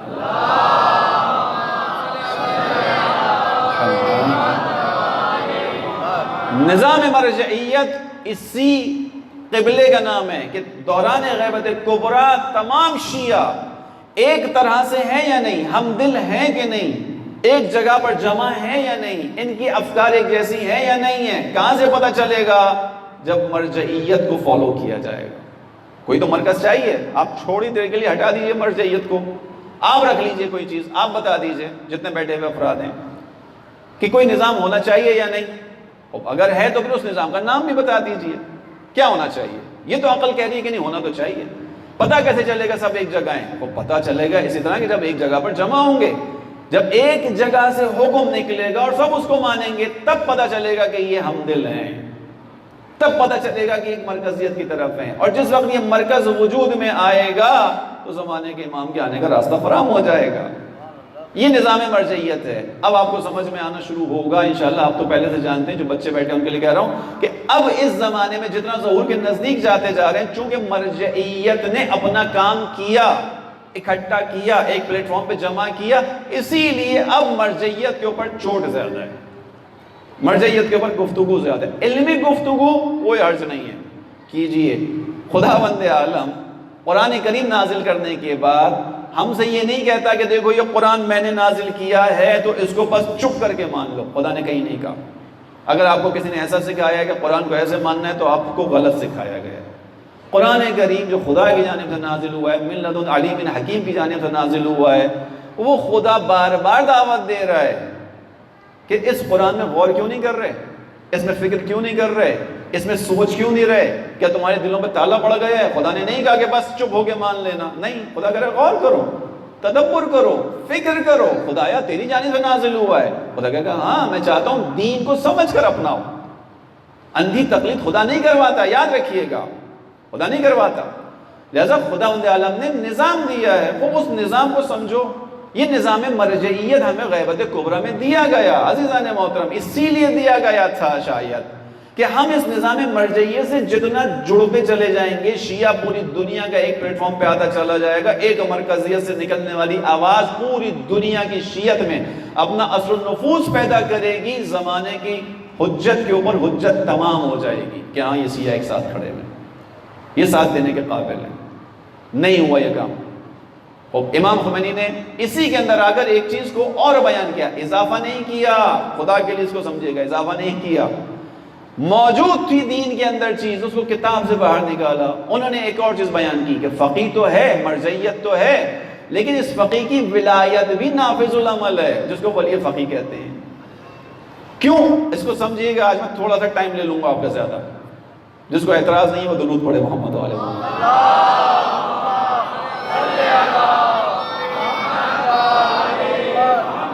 الحمدللہ سب نے کہہ دیا کہ ہمیں اعتراض نہیں ہے تو 5 منٹ کی اضافی گفتگو ہو جائے، مسئلہ حل ہو جائے، مسئلہ حل ہو جائے۔ ولی فقیہ کیوں امام خمینی نے یہ والا چیپٹر کھولا؟ میں نے عرض کیا کتابوں میں تھا، ایسا نہیں کہ نہیں تھا، اس پہ فقہاء نے بات کی تھی پہلے بھی، ولایت فقیہ نے کیا کام کرنا ہے۔ امام خمینی کا نظریہ کیا ہے؟ امام خمینی کا نظریہ یہ ہے، اور وہ نظریہ اپنی جیب سے نہیں لائے، اسلام کا نظریہ ہے۔ امام خمینی کا نظریہ یہ تھا عزیزان محترم کہ ہم دوران غیبت کبریٰ میں فقط انتظار کی حالت میں نہ بیٹھے، ہم اپنے زمانے کے امام کے آنے کا زمینہ فراہم کریں۔ خوب غور سے سنیے گا اس بحث کو۔ روایات میں بیان کیا گیا تھا کہ ظہور امام سے پہلے مؤمنین کا ایک گروہ ہوگا کہ جو زمانے کے امام کی حکومت کے لیے زمینہ فراہم کرے گا۔ آپ تھوڑی دیر کے لیے سوچئے کہ امام خمینی اس نظریے کے تحت انقلاب برپا نہ کرتے، وہ بھی بیٹھے رہتے، کہتے کہ ٹھیک ہے جب آئیں گے امام تو آئیں گے، دیکھا جائے گا۔ انصاف سے فیصلہ کیجئے گا، انقلاب کے بعد کی تبدیلیوں کو، انقلاب کے بعد کی علم کو، انقلاب کے بعد کی شیعت کی طاقت کو ذہن میں رکھتے ہوئے فیصلہ کیجئے گا۔ انقلاب نہ آیا ہوتا، آج دنیا میں شیعہ جتنے مضبوط ہیں اتنے مضبوط ہوتے یا اسی کمزوری کی حالت میں زندگی گزار رہے ہوتے؟ کیا فیصلہ ہے؟ کمزور ہوتے۔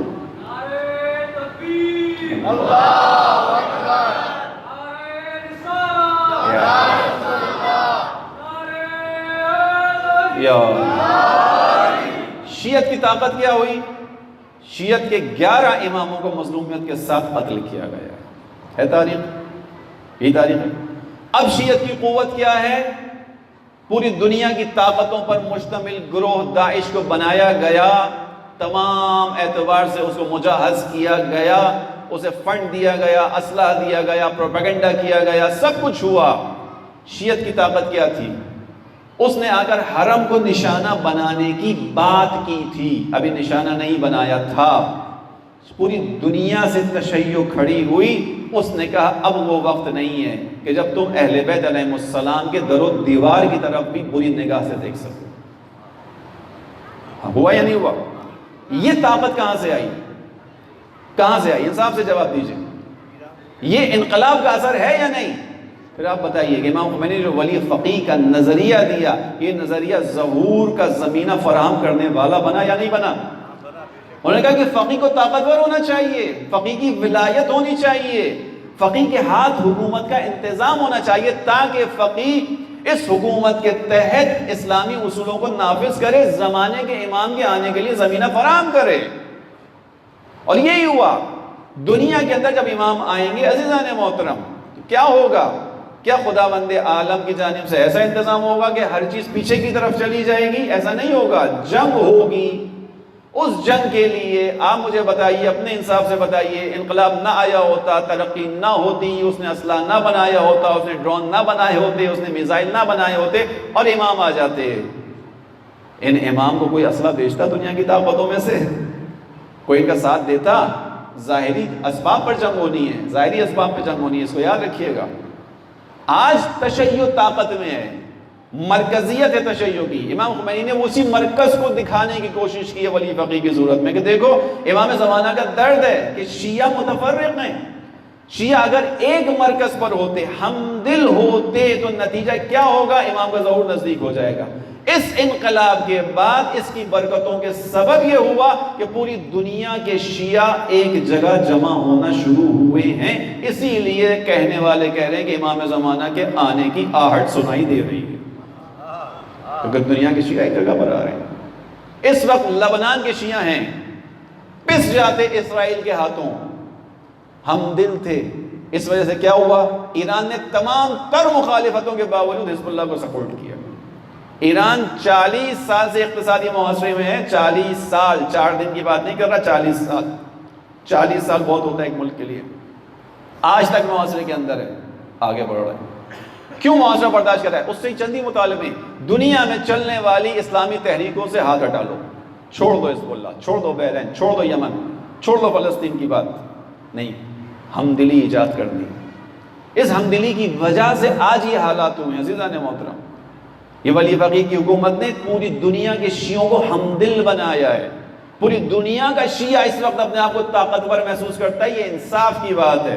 تعصب کی نگاہ سے کوئی دیکھنا شروع کر دے تو تعصب کی نگاہ سے دیکھنے والے کو اپنی آنکھوں کے سامنے خیبر کا دروازہ اکھاڑنے والا علی بھی ہضم نہیں ہوتا۔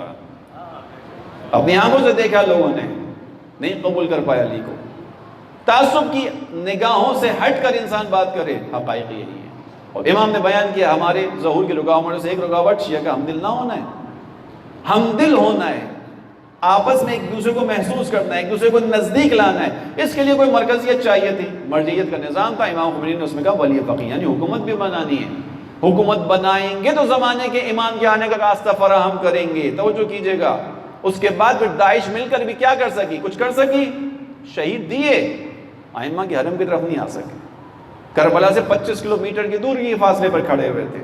جتنے مجاہز وہ تھے وہ آپ کو پتہ ہے کتنے مجاہز تھے، تمام امکانات ان کے پاس تھے، نہیں ہو پایا یہ کام۔ کیوں ہوا؟ اس لیے کہ شیعت کی مرکزیت نے اپنی حیثیت کو منوانا شروع کیا۔ ہمدلی ایجاد ہوئی، لشکر بنا، ایران سے آئے، افغانستان سے آئے، پاکستان سے گئے، بحرین سے آئے، یمن سے آئے، ہر جگہ کا شیعہ ایک پلیٹ فارم پہ جمع ہو گیا۔ ہر جگہ کا شیعہ ایک پلیٹ فارم پہ جمع ہوا۔ قاسم سلیمانی نے ہر کسی کو ایک جگہ جمع کر دیا، ایک لڑی میں پرو دیا۔ عزیز و شیعوں سے تقاضا یہی ہے، ایک لڑی میں پھر جاؤ، ایک لڑی میں پھر جاؤ۔ تمہاری لڑی ہوتی ہے نا، تسبیح ہوتی ہے، اس تسبیح کے اوپر ایک امام ہوتا ہے، وہ امام موجود ہے، اس امام کے نیچے ایک لڑی بنا لو، ایک تسبیح بنا لو۔ تسبیح کا امام ہوتا ہے، بھی بھائی تسبیح پڑھ رہا ہے، اس کے اوپر آپ دیکھیں گے امام ہوتا ہے۔ وہ امام کیا کرتا ہے؟ تمام دانوں کو سمیٹ کے رکھتا ہے۔ ہمارا بھی امام وہ ہے کہ اس کی لڑی میں پھرو، وہ تمہیں سمیٹ کے رکھے گا، وہ تمہیں مضبوط رکھے گا۔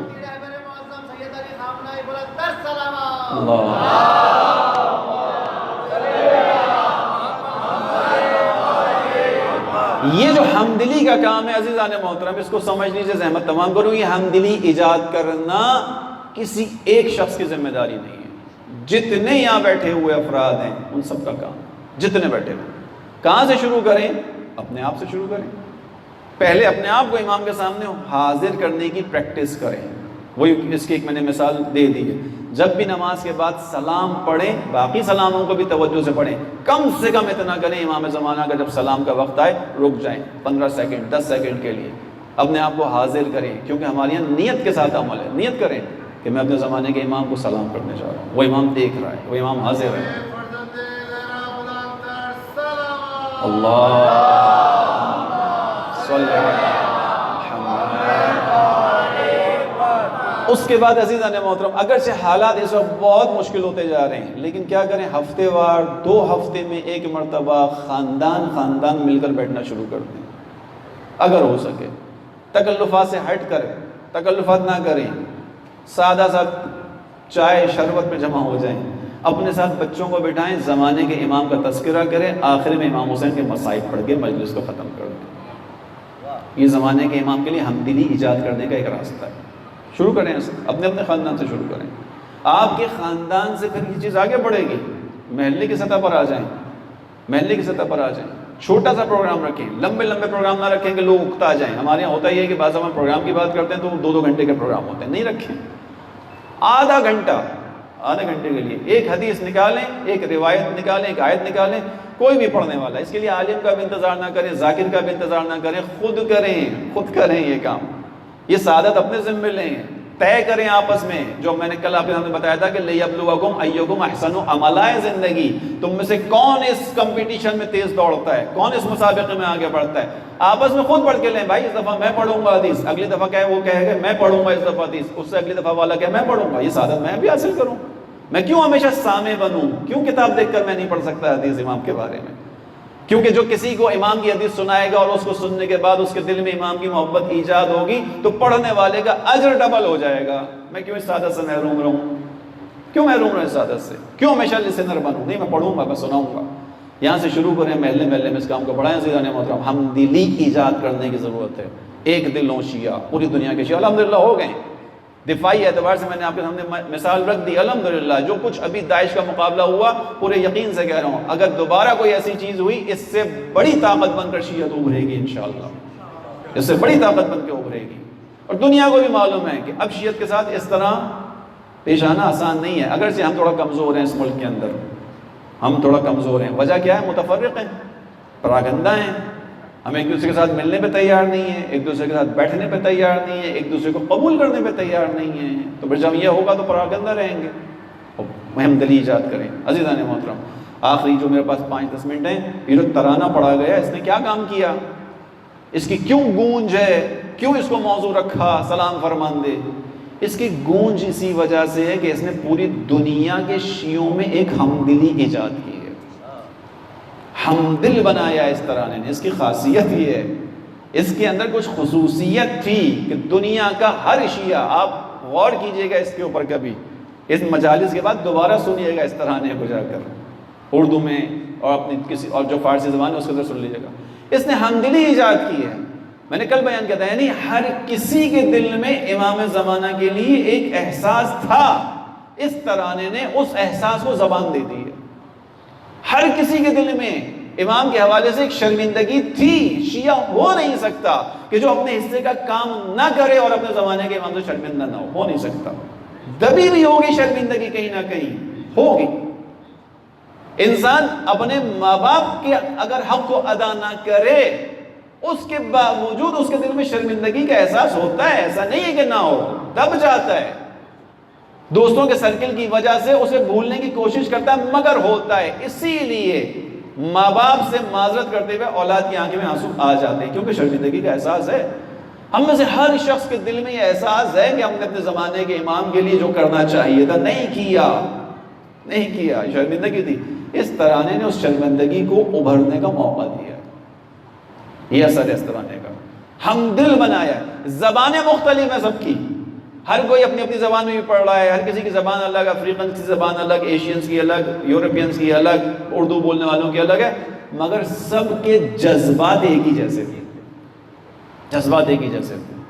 سب اس جذبات کے ساتھ اس ترانے کو سنتے چلے جا رہے ہیں. ہر زبان والا ترجمہ کر رہا ہے. ترانہ کیا تھا؟ سلام فرماندے، اے فرماندے میرا سلام ہو۔ کس کی زبان تھا؟ بچے کی زبان تھا، 10 سال کا بچہ ہے، اس کی زبان ہی ہے۔ اس کے جو ترجمے کیے گئے مختلف جگہوں پر، وہ کیا کیا گیا ہے؟ سلام یا مہدی، یعنی فوراً متوجہ کروایا ہے کہ یہ سلام فرماندہ یعنی سلام یا مہدی ہے، میرے مولا سلام ہو آپ پر۔ اس نے حمدلی ایجاد کی اس ترانے نے، عزیزان محترم۔ اس کے الفاظ بڑے ہی متاثر کن ہیں۔ 10 سال کے بچے، 11 سال کے بچے کی زبانی بیان ہوا۔ چونکہ آج وقت زیادہ ہو گیا، میں اس لیے اب اس کے الفاظ کی طرف نہیں جاتا ہوں۔ آپ سے معذرت کے ساتھ مجھے وہ والا موضوع بھی کلیئر کرنا تھا، مرجعیت، ولایت فقیہ نظام ہے اس زمانے کی محوریت کا، حمدل ہونے کا۔ بس عزیزان محترم، اب جو جوان بیٹھے ہیں تھوڑا سا انہیں مخاطب کر کے کہوں گا، زمانے کے امام کے لشکر میں جو سب سے بڑی تعداد ہے وہ جوانوں کی ہے، جو جوانوں کی، جن کی داڑیاں ابھی نہیں آئیں، جن کی داڑیاں ابھی سفید نہیں ہوئیں، ان کے لیے بڑا موقع ہے۔ اس کا مطلب یہ نہیں کہ سفید جن کی داڑیاں ہوں گے ان کے لیے موقع نہیں ہے، نہیں ہے، آٹے میں نمک کے برابر ہے۔ کیا کروں، روایت میں یہی بتایا کہ امام کی لشکر میں ضعیف العمر افراد ہوں گے، آٹے میں نمک کے برابر ہوں۔ جوان جو بیٹھے ہوئے ہیں، اصل موقع آپ کا ہے۔ جن بچوں کی بھی داڑیاں نہیں آئی، آ رہی ہیں، آپ کا موقع ہے، آپ کا زیادہ موقع ہے، آپ کے پاس زیادہ موقع ہے۔ امام جوانوں کے امام بن کے آئیں گے، امام 40 سال کے سن و سال کے نظر آئیں گے، آپ کے پاس موقع ہے۔ آئیے آج کے اس جوان سے اپنے لیے آپ اثر لے لیجئے کہ جس نے اپنے زمانے کے امام پر خود کو قربان کیا ہے، اس سے اثر لیں۔ جوانوں کو مخاطب کر کے کہہ رہا ہوں، آپ کوئی جوان ایسا نہ بیٹھا ہو جو علی اکبر کا ذکر سنے اور آنکھ میں آنسو نہ ہو۔ یہ آنسو کیوں ہو؟ تاکہ علی اکبر علیہ السلام سے تاثیر لے سکو، تاثیر لے سکو۔ عزیزان محترم، بہت زحمت تھی، اس کی معذرت۔ آج اس جوان کی گفتگو ہے کہ جس کے جانے نے امام حسین کو تڑپا دیا، تڑپ کے امام حسین۔ علی اکبر کا جانا معمولی جانا نہیں ہے، علی اکبر کی رخصت معمولی رخصت نہیں ہے۔ علی اکبر جیسا جوان، اللہ اکبر۔ عزیزوں، وہ وقت بھی آ گیا کہ حضرت علی اکبر اپنے بابا کی خدمت میں آئے، بابا مجھے جانے کی اجازت چاہیے۔ امام حسین علیہ السلام نے اپنے بیٹے پر نگاہ ڈالی، دیکھا، لیکن تاریخ نے بیان کیا کیسے دیکھا؟ امام نے نگاہ ڈالی، مایوسانہ نگاہ ڈالی، حسرت بھری نگاہ ڈالی۔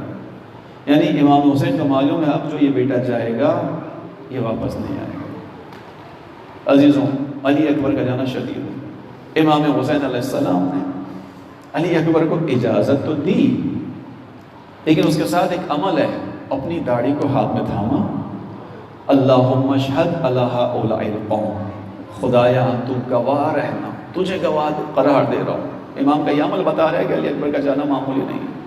خدایا تو گواہ رہنا، اب اس قوم کے سامنے اسے بھیج رہا ہوں کہ جو صورت میں، سیرت میں، کردار میں، گفتار میں تیرے نبی کی مانند تھا، تیرے نبی کی مانند تھا۔ عزیزوں، حسین کون ہے؟ آغوش رسالت کے پالے ہوئے ہیں، دوش رسالت پر سفر کرنے والے ہیں، رسول اللہ کے زلفوں کو ہاتھوں میں تھامنے والے ہیں، رسول اللہ کو اچھی طرح سے اپنی آنکھوں میں سمایا ہوا امام حسین نے۔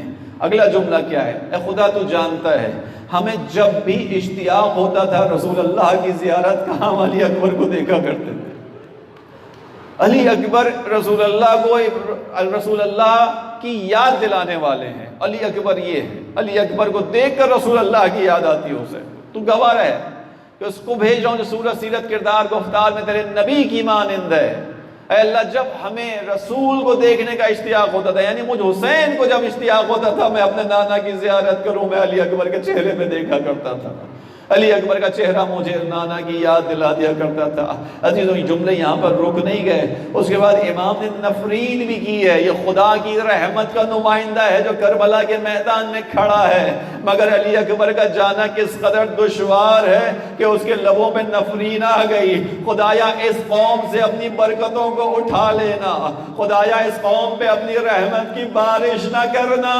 میرے الفاظ ہیں اس لیے کہ یہ مجھ سے میرے علی اکبر کو چھین رہے تھے۔ اجرکم علی اللہ. اتنا شدید ہے علی اکبر کا میدان میں جانا عزیزوں. بس تاریخ نے بیان کیا، مولا نے اجازت دی ہے، علی اکبر میدان کی طرف چلے ہیں.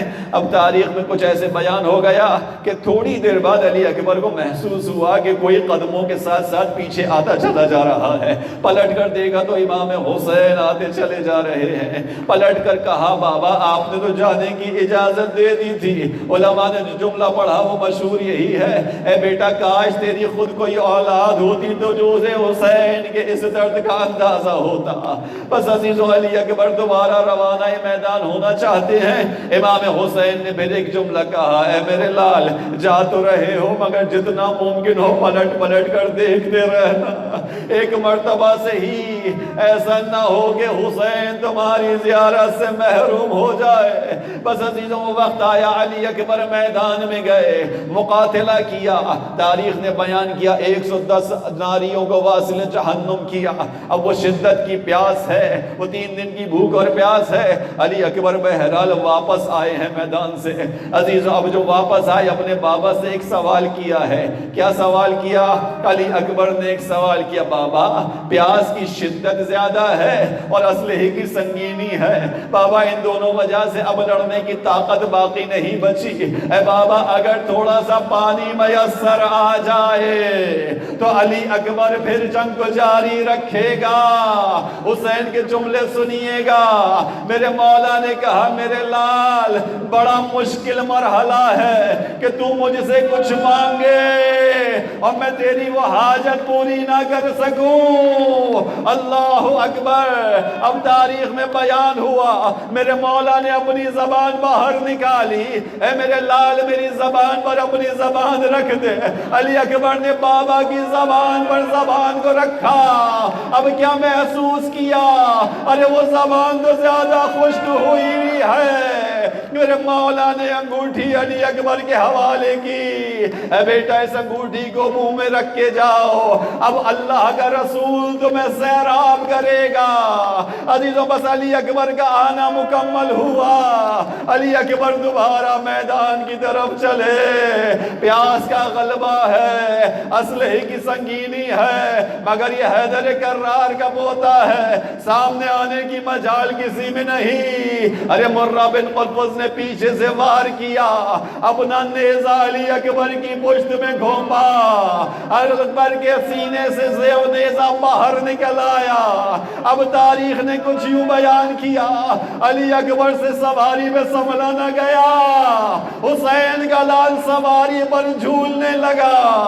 ارے اب سواری کو راستہ دکھائی نہ دیا، بجائے اس کے کہ خیموں میں لاتی، سواری علی اکبر کو دشمن کی طرف لے گئی. اب جو علی اکبر کو ایسے دیکھا، کسی نے نیزہ مارا، کسی نے تازیانہ مارا، کسی نے تیر مارا.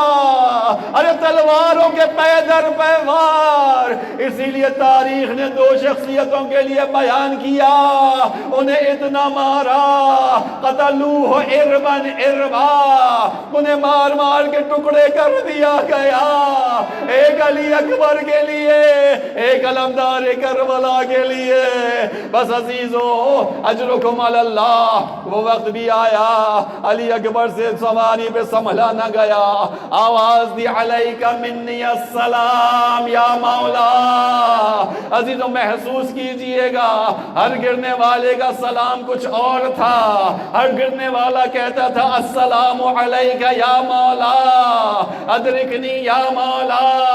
اے میرے مولا میرا سلام ہو، اے میرے مولا میری مدد کیجئے. علی اکبر کا سلام کون سا سلام ہے؟ سلام وداع ہے. علیکہ منی السلام، یعنی اے بابا خدا حافظ. اے بابا میرے لاشے پہ آنے کی زحمت نہ کرنا. اے بابا جوان کا لاشا ہے، اٹھایا نہ جائے گا. علیکہ منی السلام. حسین کو مطمئن کرنے کے لیے جملہ بھی کہا، یہ میرے نانا رسول اللہ، یہ دادا علی مرتضیٰ آ گئے، ہاتھوں میں جام کوثر ہے. بابا میں سیراب ہو گیا، بابا میری فکر نہ کرنا.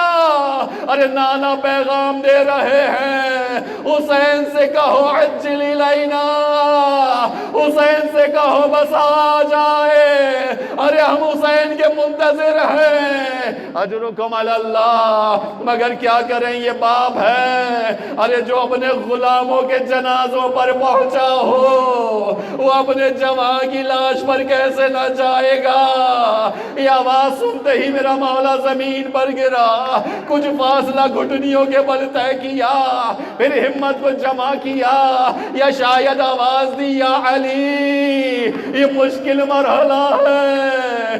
اپنی ہمت کو جمع کر کے میرا مولا کھڑا ہو گیا، آواز دی اینا اینا یا بنی، اے میرے لال تو کدھر ہے؟ حسین کو دکھائی نہیں دیتا۔ اجرکم علی اللہ، اجرکم علی اللہ۔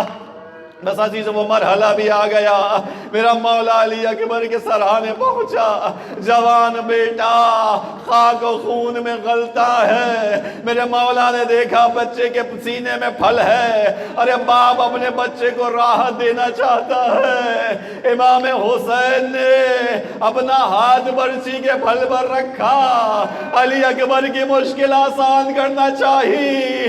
عزیزوں میرا ساتھ دیجئے گا، میں ہمیشہ اس جملے پر مناجات عرفات کا وہ جملہ ضرور دہراتا ہوں، دعائے عرفہ کا وہ جملہ ضرور پڑھتا ہوں جو امام حسین نے مناجات عرفہ میں پڑھا تھا۔ کیا ہے وہ جملہ؟ اے ابراہیم کے ہاتھ کو اس وقت تھام لینے والے جب وہ اپنے بچے کو ذبح کر رہا تھا، ارے حسین کو شاید یہ جملہ یاد آیا ہو، اے خدا دیکھ رہا ہے، ابراہیم کا ہاتھ تھام لیا تھا کہ اسماعیل ذبح نہ ہو، میرا اکبر ہے۔ حسین نے برچی کے پھل پہ ہاتھ رکھا، برچی کا پھل کھینچا، اللہ اکبر، حسین کا جوان لال کربلا کی زمین پر تڑپ گیا، ارے جان جسم سے نکل گئی۔ میرے مولا نے خود کو وہاں بٹھایا، علی اکبر کے رخسار پر اپنے رخسار کو رکھا، ایک جملہ پڑھا، علی الدنیا بعدک العفا، اے بیٹا اس دنیا میں تیرے بعد خاک ہو۔ اپنی زبان میں ترجمہ کروں، اے بیٹا اب جی کر کیا کروں گا؟ جس کا جوان کربلا کے میدان